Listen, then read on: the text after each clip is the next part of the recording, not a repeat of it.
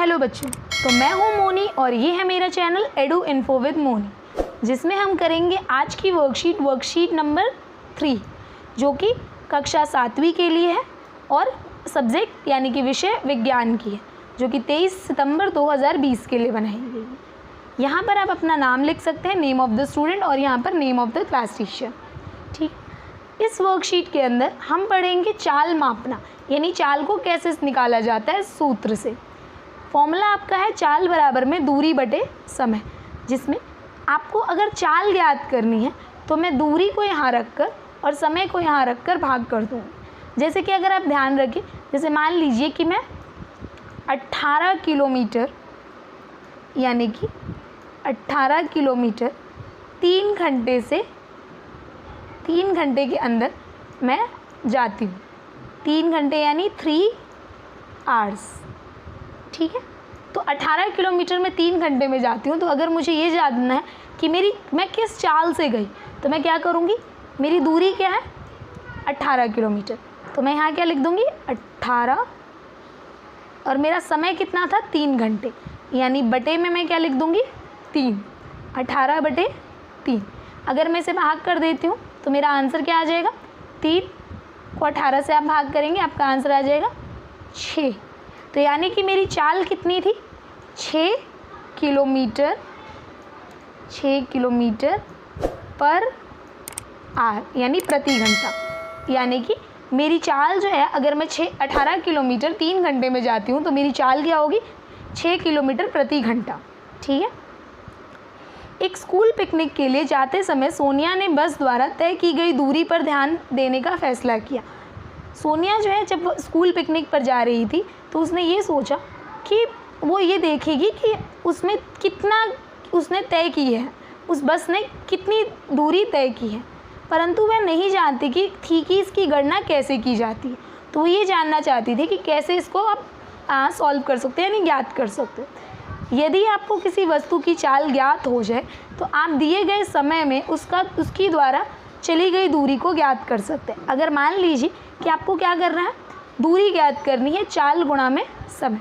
अगर एक सिंपल सी चीज़ है, आपने अभी चाल निकाली थी, अब अगर हमें दूरी ज्ञात करनी, हम उसी क्वेश्चन में अगर जाते हैं तो ध्यान दीजिए कि हमारी चाल कितनी थी।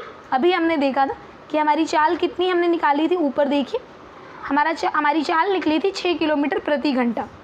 तो 6 किलोमीटर प्रति घंटा यानी 6 गुणा हम किससे कर देंगे, समय से। समय हमारा कितना था, आप ऊपर देख सकते हैं 3 घंटा। मैंने इसी क्वेश्चन के लिए किया था 3 घंटा। तो यानी मेरी दूरी कितनी हो गई, 6 को अगर आप 3 से गुणा कर देंगे तो आपका आंसर कितना हो जाएगा 18, और हमारा आंसर कितना हो जाएगा 18 किलोमीटर। यानी कि हम टोटल 18 किलोमीटर दूरी तय की। आप ये देख सकते हैं कि एक ही फॉर्मूला को हम 3 तरीके से सॉल्व कर सकते हैं। पहले हमने इसी फॉर्मूले से चाल ज्ञात की, फिर हमने दूसरा फॉर्मूला जो से ही थोड़ा सा चेंज करके हमने दूरी ज्ञात की, और आप ये भी ज्ञात कर सकते हैं कि दी गई चाल से चलने वाली कोई वस्तु किसी दूरी को कितने समय में तय करेगी। जैसे अभी इसी क्वेश्चन को हम दूसरे तरीके से कर देखते हैं। जैसे हमें दूरी कितनी ज्ञात थी 18 किलोमीटर, अब हम दूरी की जगह पर क्या लिख देते हैं 18। अगर मान लीजिए मैं यहाँ 18 लिख देती हूँ, बटे में चाल हमें कितनी पता है, हमने थोड़ी देर पहले ही याद की थी कि चाल हमारी कितनी आई थी 6 किलोमीटर पर आवर। तो हमारी चाल कितनी है 6 किलोमीटर। अगर आप इसे भाग करेंगे तो 6 और 18 से अगर हम भाग करेंगे तो हमारा आंसर कितना आ जाएगा 3, यानी कि 3 घंटा लगा था हमें 18 किलोमीटर को तय करने में, जब हमारी स्पीड थी 6 किलोमीटर पर आवर, यानी कि प्रति घंटा। तो यानी हमने इसमें ये देखा कि हम चाल को, दूरी को और समय को, तीनों को ज्ञात कर सकते हैं एक ही फॉर्मूले को इधर उधर करके। अगर हम समय को इधर भेज दें और चाल को इधर भेज दें तो हम समय ज्ञात कर सकते हैं। अगर हमें दूरी ज्ञात करनी है तो हम समय को यहाँ से इधर भेज दें और चाल को इधर भेज दें। तो हमारे 3 फॉर्मूला जो हमने पढ़े, चाल को, समय को और दूरी को ज्ञात करने के। अब हम पढ़ते हैं इस बॉक्स में। आप देखिए कि आपने मोटरसाइकिल के डैशबोर्ड के ऊपर एक मीटर देखा होगा। आप जब भी आपने कभी मोटरसाइकिल या स्कूटर देखा होगा, उसके ऊपर एक ऐसा डैशबोर्ड बना होता है जिसके ऊपर एक मीटर लगा हुआ होता है। इसी तरह अन्य वाहनों जैसे कि कार के बस के डैशबोर्ड पर मीटर देखे जा सकते हैं। आपने ध्यान दिया होगा कई जगहों पे ऐसे मीटर बने हुए होते हैं अलग अलग वाहनों में। तो मीटर के एक कोने पर किलोमीटर प्रति घंटा लिखा होता है, किलोमीटर पर आवर यानी कि किलोमीटर प्रति घंटा लिखा होता है, यानी ये बताता है कि हमारी गति कितनी है, यानी कि हमारी चाल किस तरीके से जा रही है। इसे चाल मापी यानी कि स्पीडोमीटर यंत्र कहते हैं। यानी ये जो यंत्र है इसे हम क्या कहते हैं, चाल मापी, और इंग्लिश में हम इसे कहते हैं स्पीडोमीटर यंत्र। चाल मापी यंत्र किसी भी वाहन की गति को किलोमीटर प्रति घंटे किलोमीटर में रिकॉर्ड करता है। यानी कि जो स्पीडोमीटर है वो क्या करता है, वो वाहन की गति को किलोमीटर प्रति घंटे में रिकॉर्ड कर लेता है। यानी कि अगर आप इसमें देखते हैं तो इसमें आपको पता चल सकता है कि आपकी जो गाड़ी है वो कितना किलोमीटर गई और कितने घंटे में गई। ठीक है, तो ये स्पीडोमीटर है। आगे हम पढ़ते हैं, इसमें एक अन्य मीटर भी पाया जाता है। उसी वाहनों में आप देखेंगे कि उसमें एक अन्य मीटर भी लगा होता है जो वाहन द्वारा की गई दूरी को मापता है। यानी कि वाहन पर ये दिखाई देता है कि आपने कितने किलोमीटर तय की है, दूरी तय की है, जिसमें इस मीटर को हम क्या कहते हैं, पथमापी या फिर ऑडोमीटर। तो यानी कि आपने देखा कि हमारे पास दो तरीके के मीटर पाए जाते हैं। पहला कौन सा होता है, स्पीडोमीटर, और दूसरा होता है ऑडोमीटर, यानी कि चाल मापी और पथ मापी। चाल मापी चाल को मापने का काम करता है और पथ मापी दूरी को मापने का काम करता है। तो आप प्रश्न आप देख सकते हैं, यहाँ पे आपको एक क्रियाकलाप दिया गया जिसमें आप देखेंगे क्या आप जानते हैं। पहला, एक उपकरण जो किसी गतिमान वाहन द्वारा तय की गई दूरी को मापता है।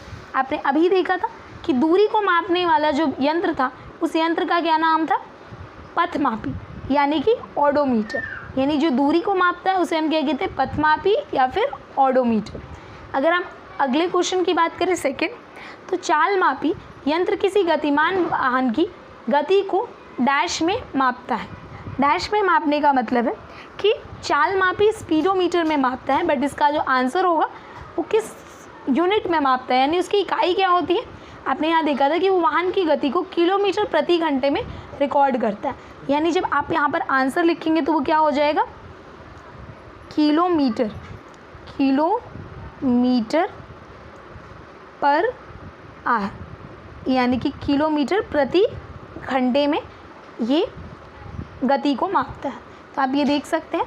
अगला क्वेश्चन है आपका कि वाहन द्वारा तय की गई दूरी क्या होती है। आपने अभी थोड़ी देर पहले यहाँ पढ़ा था कि दूरी का फॉर्मूला क्या था, दूरी बराबर में चाल गुणा में समय। यानी कि यहाँ पर हमारा फॉर्मूला क्या हो जाएगा, दूरी बराबर में चाल गुणा में समय। तो आपका आंसर इसमें क्या है, चाल। तो आइए चलते हैं हम अपने प्रश्न 4 पर, जिसमें आपको दिया गया है कि समय बराबर दूरी बटे में क्या होता है। अभी आपने देखा था कि समय निकालने के लिए, यानी कि यहाँ पर अगर हम टाइम निकालना चाहते हैं, समय निकालना चाहते हैं, तो उसका फॉर्मूला क्या था, दूरी बटे चाल। यानी यहाँ पर हमारा जो क्वेश्चन हो जाएगा वो क्या हो जाएगा, दूरी बटे में, यहाँ पर हम आंसर में क्या लिख सकते हैं, चाल। तो ये थी आपकी वीडियो जो कि वर्कशीट 3 पर थी कक्षा 7वीं के लिए। अगर आपको इस वीडियो ने किसी भी तरह हेल्प की हो तो लाइक कीजिए, सब्सक्राइब कीजिए और कमेंट भी कीजिए। और अगर आपको इसमें कोई डाउट है, कोई क्वेरी है, कुछ पूछना हो तो आप कमेंट बॉक्स में रिप्लाई कर कमेंट में पूछ सकते हैं। तो थैंक यू सो मच।